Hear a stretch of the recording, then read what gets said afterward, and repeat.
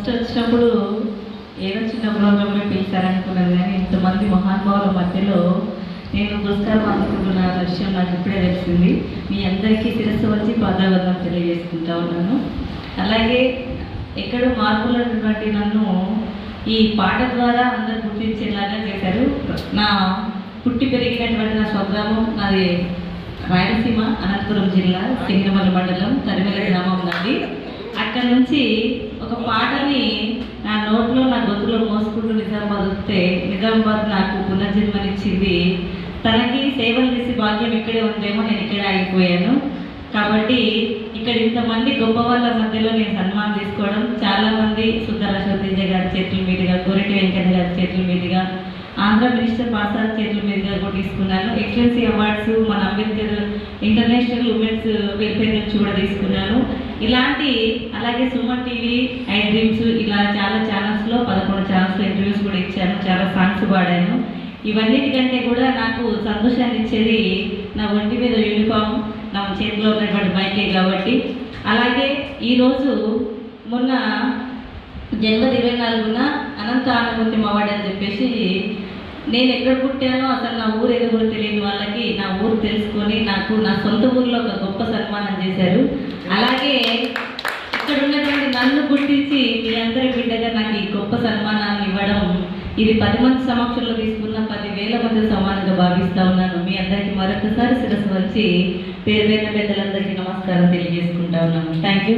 అలాగే ధర్మేంద్ర గారికి ప్రత్యేకంగా ధన్యవాదాలు. మీ వల్లనే ఇంతమంది ఆశీర్వాదం నాకు దక్కింది. కాబట్టి మీ అందరి బిడ్డగా ఎప్పుడు మీ అందరి కనసైగల్లోనే, మీ అరచేతులలోనే ఉంటానని మనస్ఫూర్తిగా మీ అందరికీ మాటిస్తున్నాను. Thank you. సమానంగా భావించడం లేదు నేను. కారణం ఏమిటి అంటే, ఇంగ్లీష్లో సి అంటే చూడు, తా అంటే తన ప్రతిభ, సీత తన ప్రతిభను చూడు అని చెప్పి తన ప్రతిభా పాఠవాలను ప్రకటించినటువంటి సీత గారికి పోలీసు డిపార్ట్మెంట్ నుంచే కాకుండా మంచి గాయనిగా కూడా అనేక పురస్కారాలు రావాలని, ఈ గాయనికి ఎందుకంటే నేను పోలీసుగా భావించడం లేదు, మంచి గాయని కాబట్టి ఆ మంచి గాత్రానికి రవీంద్ర భారతిలో పురస్కారాలు రావాలని కోరుకుంటున్నాను నేను. ఇది మంచి పాటకు సన్మానం, మంచి మాటకు సన్మానం. సీత గారి స్పందన విందాం.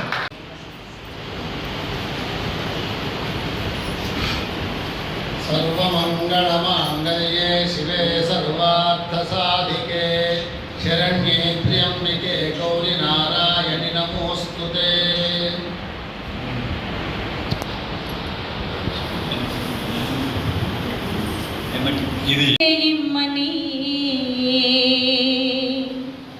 తన కొడుకే కోరి అడిగితే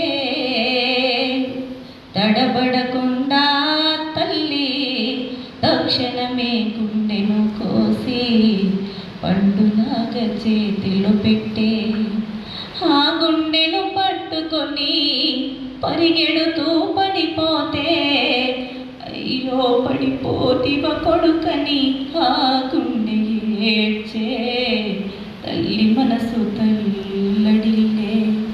మరి తల్లికి గుండెను కోసిచ్చే తనయులు ఎందరు ఉన్నారు. పచ్చని నోటే బ్రతుకైతే అన్నం పెట్టే బిడ్డలున్నారు. అయినా కన్న తల్లి పంచుతుంది ప్రేమను మళ్ళీ, త్యాగాల కల్పవల్లి దయగల మన కన్న తల్లి. అమ్మను మించిన దైవం లేనే లేదన్నా, ఏ దైవం అయినా అమ్మ ముందు దిగదుడు పన్నా. అమ్మ అమ్మని పిలుచుట కొరకే పోయన్నా, ఆ దేవుడే నరుడై పుట్టెను ఇలలో మాయన్నా. అమ్మను మించిన దైవం లేనే లేదన్నా, ఏ దైవం అయినా అమ్మ ముందు దిగదుడు పన్నా. అమ్మను మించిన దైవం లేనే లేదన్నా, ఏ దైవం అయినా అమ్మ ముందు దిగదుడు పన్నా. పొద్దున లేచి అందరు గుడికి వెళ్ళి ఇంటికి దండం పెట్టుకుంటారు, మరి అమ్మ గొప్పదన్నప్పుడు అమ్మకు దండం పెట్టుకోవాలి కదా అని చెప్పేసి అడిగాడంట. ఏమోరా భయ్, అంత పెద్ద పెద్ద విషయాలు నాకు తెలియదు, కానీ నువ్వు ఆడితే ఆడు లేకుంటే లేదంటే అట్లా కాదు, ఇంటికి వెళ్ళి మా అమ్మని అడుగుతాను, అసలు ఈ అమ్మ గొప్పదా, దైవం గొప్పదా, గురువు గొప్పవాడా అని చెప్పేసి ఆ పసిపిల్లడి ఇంటికి వెళ్ళిండట.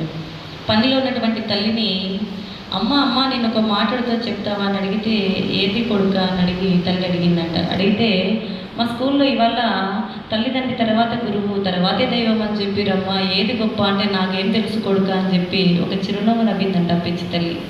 తర్వాత మరట అమ్మ నాన్న తర్వాత గురువట, తర్వాతే దైవం అమ్మట ఏదైనా సరే తన పిల్లలు అడిగితే తీసుకొచ్చి ఇస్తుందట, మరి నువ్వు కూడా అలాగే నాకు తీసుకొచ్చి ఇస్తావా అమ్మ అని చెప్పేసి ఆ పిల్లాడు అడిగిందట. ప్రాణాన్ని పనంగా పెట్టి జన్మనిచ్చిన తల్లికి పిల్ల కోరిక తీర్చడం పెద్ద ముచ్చట కాదు కాబట్టి అడుగు కొడుక అని చెప్పేసి అన్నప్పుడు ఆ పిల్లాడు ఏ కొడుకు కోరిన ఒక కోరిక కోరిండంట. ఆ కోరిక ఏంటన్నా మీకు వినిపిస్తాను. ఎక్కువ సమయం తీసుకోకుండా మనకి ముఖ్యమైన వాళ్ళు ప్రపంచంలో మీ అందరికీ చెప్పేంత పెద్దదాన్ని కాదు కానీ గుర్తు చేస్తూ ఉన్నాను అంతే. ప్రపంచంలో కొన్ని కోట్లు పెట్టినా, ఎంత ఐశ్వర్యం ఉన్నా, ఎంత ఆస్తి ఉన్నా, ఈ ప్రపంచాన్ని రాజైనా సరే కొనలేనిది తిరిగి పొందలేని ఏదైనా ఉంది అంటే అది కేవలం తల్లిదండ్రుల ప్రేమ మాత్రమే. చాలామంది విషయాన్ని మర్చిపోయి మన నిజవారు చాలా చోట్ల మనం చూస్తూనే ఉంటాం, రోడ్ల మీద కనిపిస్తూ ఉంటారు పెద్దవాళ్ళు వయసు అయిపోయిన తర్వాత. అమ్మ 9 నెలల కడుపులో ఎంతో పదిలంగా మోసి మనకి జన్మనిస్తుంది. పురిటి నొప్పుల వేదనలో తను మళ్ళీ చనిపోయి మళ్ళీ బ్రతుకుతుంది. భగవంతుడితో పోటీ చేసి యుద్ధం చేసి మళ్ళీ గెలిచి మనకు జన్మనిచ్చి మనతో పాటు మళ్ళీ ఊపిరి పోసుకొని భూమి మీద తీసుకొచ్చి ప్రపంచాన్ని పరిచయం చేస్తుంది అమ్మ. అలాంటి అమ్మ మన ఏడుపుని విని, అయ్యో నా కొడుకు ఏడుస్తున్నాడు, ఆకలి అవుతుందేమో, నిద్ర వస్తుందేమో, కింద పడతాడేమో అని చెప్పేసి పచ్చి బాలింతన్న విషయాన్ని కూడా మర్చిపోయి పరిగెత్తుకుంటూ వెళ్ళి ఆకాశానికి ఎగిరేసి ముద్దాడి సంకనెత్తుకొని ఉగ్గు పెట్టి పాలు తవ్వి పండుకోబెడుతుంది. పొద్దున కాలేజ్కి వెళ్ళే పిల్లలు ఉంటారు, స్కూల్కి వెళ్ళే పిల్లలు ఉంటారు. పేరెంట్స్ ఏం చేస్తారంటే పొద్దున్న పిల్లలు స్కూల్కి వెళ్తారు కదా అని సాయంత్రం అన్నీ తీసుకొచ్చి పెట్టి పొద్దున్నే బాక్స్ కట్టి పిల్లల్ని కాలేజ్ పంపిస్తూ ఉంటారు. కానీ పొద్దున కాలేజ్కి వెళ్ళే హడావిడిలో పిల్లాడు బాక్స్ మర్చిపోతాడేమో కానీ సెల్ ఫోన్ మాత్రం మర్చిపోతాడు. ఎందుకంటే సెల్ ఫోన్ ఉంటే ఏ రకమైన ఫుడ్ అయినా తినచ్చు, ఎలాగైనా తినచ్చు. మన తల్లిదండ్రుల ప్రేమ కంటే కూడా సెల్ ఫోన్కి మనం ఎక్కువ ప్రాధాన్యత ఇస్తూ ఉన్నాం కాబట్టి దానివల్ల ఇలాంటి నష్టం ఉంది. ఎవరు ఎలాంటి పనులు చేస్తూ ఉన్నారని ఒక పాటలో వినిపించే ప్రయత్నం చేస్తాం.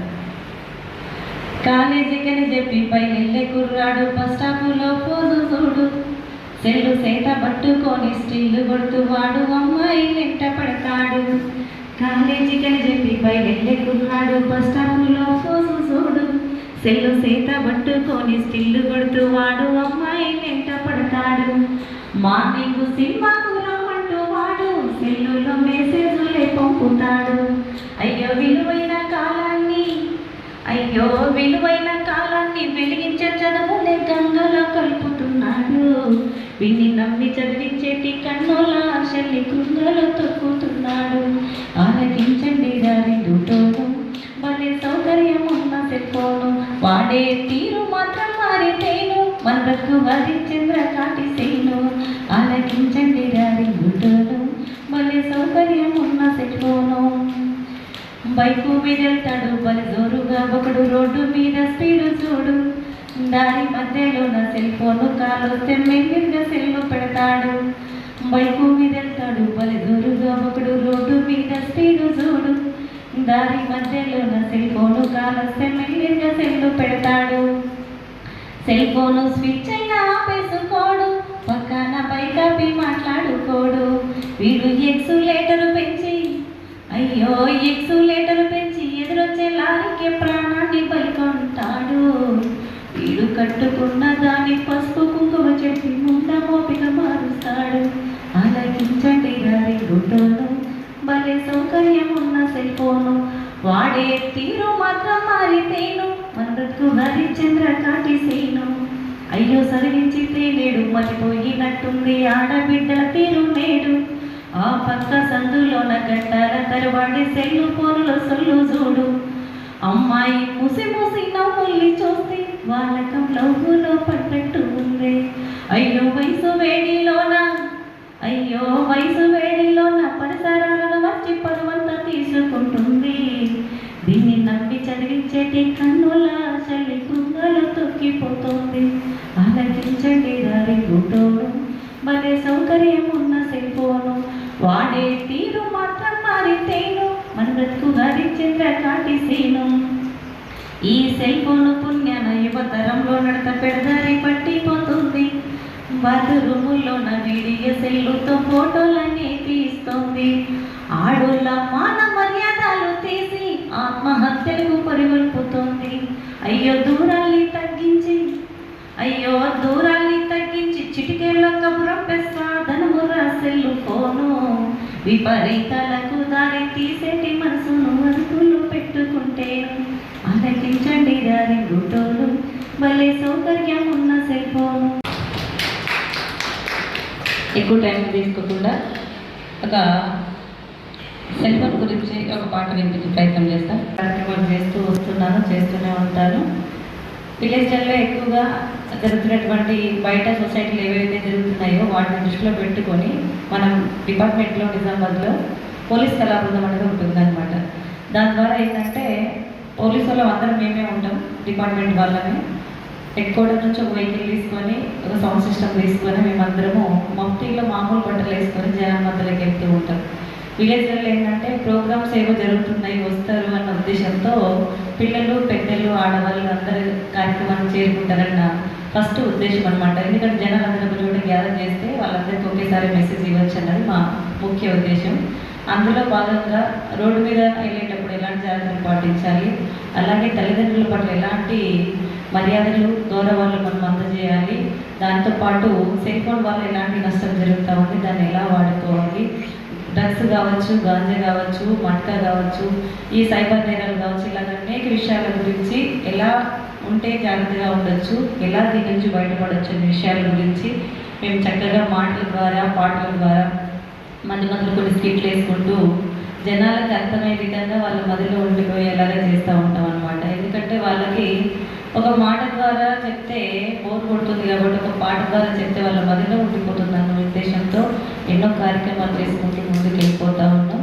ఈ కార్యక్రమంలో చాలా మటుకు మనకు మంచి ఫీడ్బ్యాకే వస్తుంది. దీనివల్ల మన కాలేజీలలో కూడా మోటివేషన్ క్లాసెస్ ఇస్తూ ఉంటాం పిల్లలకి, డ్రగ్స్ గురించి కానీ. పేరెంట్స్ మన కోసం ఎంత సాక్రిఫైస్ చేస్తూ ఉన్నారు. మేమందరం కలిసి ఒక టీమ్గా ఏర్పడి అనేక కార్యక్రమాలు చేస్తూ ఉంటాం. ముఖ్య దుర్గా ప్రభుత్వ ఆఫీసర్స్ కూడా వస్తూ ఉంటారు కాబట్టి